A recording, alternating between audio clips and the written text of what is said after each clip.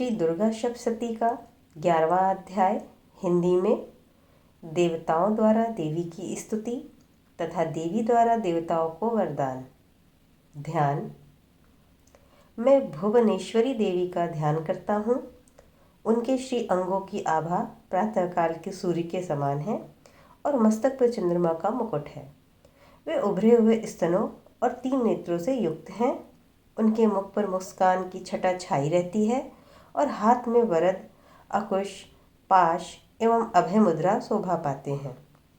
ऋषि कहते हैं, देवी द्वारा वहाँ महादैत्यपति शुंभ के मारे जाने पर इंद्र आदि देवता अग्नि को आगे करके उन कात्यायनी देवी की स्तुति करने लगे।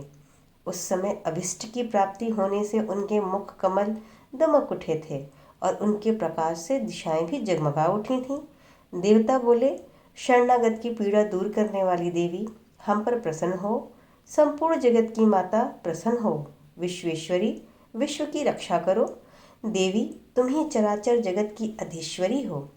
तुम जगत का एकमात्र आधार हो, क्योंकि पृथ्वी रूप में तुम ही स्थित हो। देवी, तुम्हारा पराक्रम अलंघनीय है। तुम ही जल में स्थित होकर संपूर्ण जगत को तृप्त करती हो। तुम अनंत बल संपन्न वैष्णवी शक्ति हो। इस विश्व की कारणभूता परामाया हो। देवी, तुमने इस समस्त जगत को मोहित कर रखा है। तुम ही प्रसन्न होने पर इस पृथ्वी पर मोक्ष की प्राप्ति कराती हो। देवी, संपूर्ण विद्याएं तुम्हारे ही भिन्न भिन्न स्वरूप हैं। जगत में जितनी स्त्रियां हैं वे सब तुम्हारी ही मूर्तियां हैं। जगदम्ब, एकमात्र तुमने ही इस विश्व को व्याप्त कर रखा है। तुम्हारी स्तुति क्या हो सकती है। तुम तो सत्वन करने योग्य पदार्थों से भी परे एवं परावाणी हो। जब तुम सर्व स्वरूपा देवी स्वर्ग तथा मोक्ष प्रदान करने वाली हो, तब इसी रूप में तुम्हारी स्तुति हो गई। तुम्हारी स्तुति के लिए इससे अच्छी उक्तियां और क्या हो सकती हैं। बुद्धि रूप से सब लोगों के हृदय में विराजमान रहने वाली तथा स्वर्ग एवं मोक्ष प्रदान करने वाली नारायणी देवी, तुम्हें नमस्कार है। कला, काष्ठा आदि के रूप से क्रमशः परिणाम की ओर ले जाने वाली तथा विश्व का उपसंहार करने में समर्थ नारायणी, तुम्हें नमस्कार है। नारायणी, तुम सब प्रकार का मंगल प्रदान करने वाली मंगलमयी हो। कल्याणदायिनी शिवा हो। सब पुरुषार्थों को सिद्ध करने वाली शरणागत वत्सला, 3 नेत्रों वाली एवं गौरी हो। तुम्हें नमस्कार है। तुम सृष्टि, पालन और संहार की शक्तिभूता सनातनी देवी, गुणों का आधार तथा सर्वगुणमयी हो।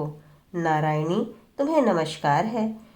शरण में आए हुए दीनों एवं पीड़ितों की रक्षा में संलग्न रहने वाली तथा सबकी पीड़ा दूर करने वाली नारायणी देवी, तुम्हें नमस्कार है।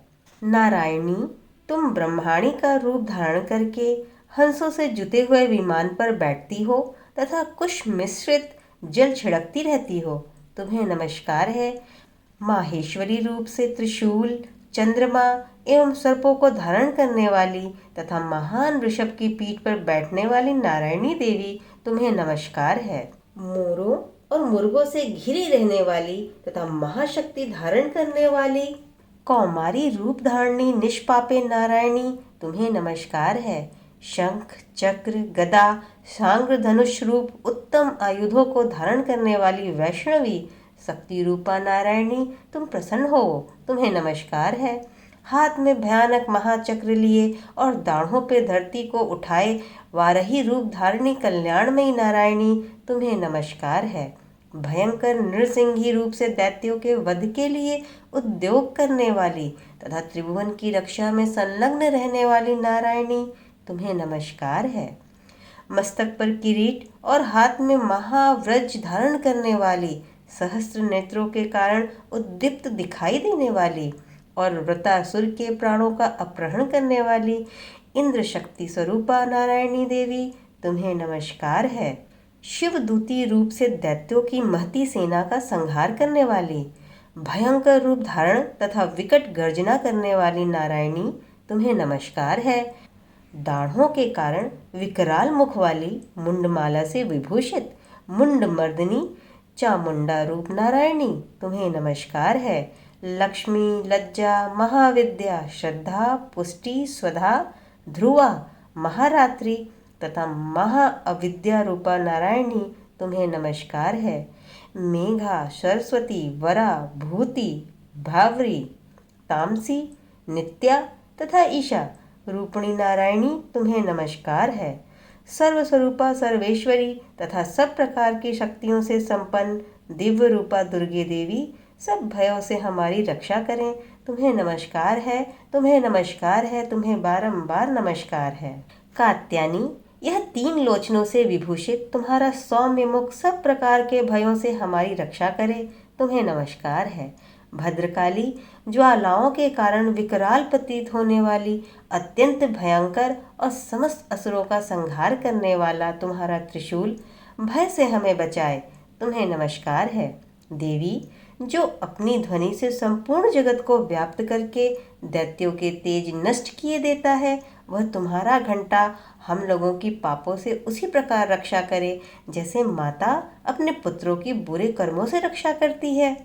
चंडिके, तुम्हारे हाथ में सुशोभित खड्ग जो असुरों के रक्त और चर्बी से चर्चित हैं, हमारा मंगल करें, हम तुम्हें नमस्कार करते हैं।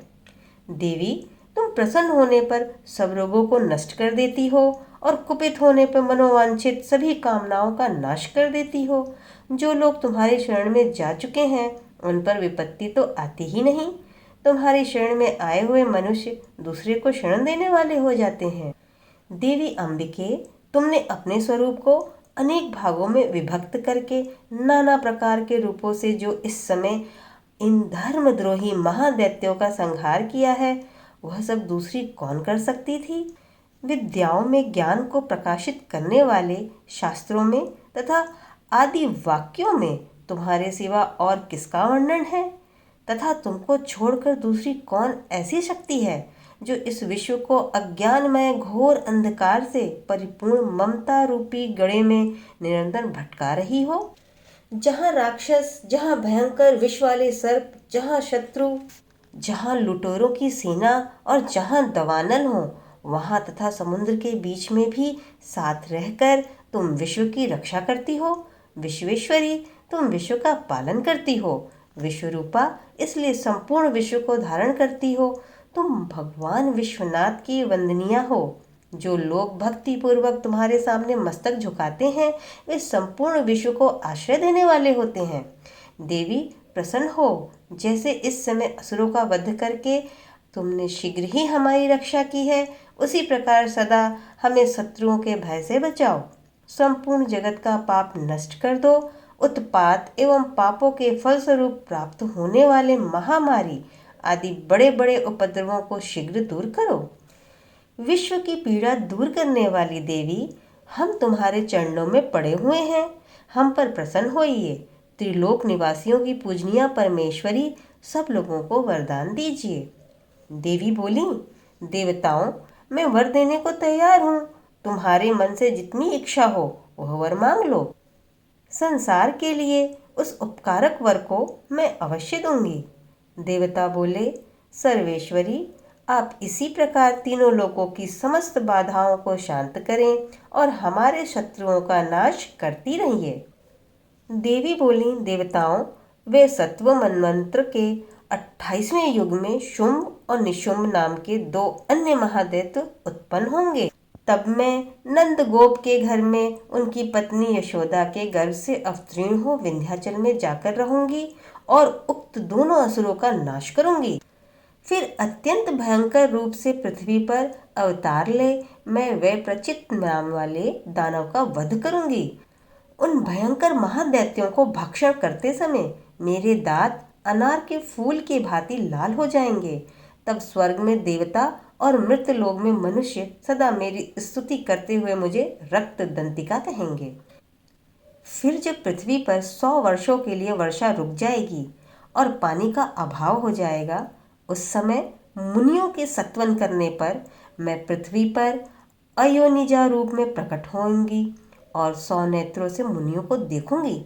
अतः मनुष्य सताक्षी इस नाम से मेरा कीर्तन करेंगे। देवताओं, उस समय मैं अपने शरीर से उत्पन्न हुए शाकों द्वारा समस्त संसार का भरण पोषण करूंगी।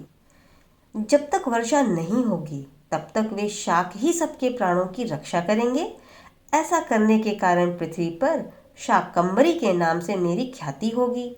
उसी अवतार में मैं दुर्गम नामक महादैत्य का वध भी करूंगी। इससे मेरा नाम दुर्गा देवी के रूप में प्रसिद्ध होगा।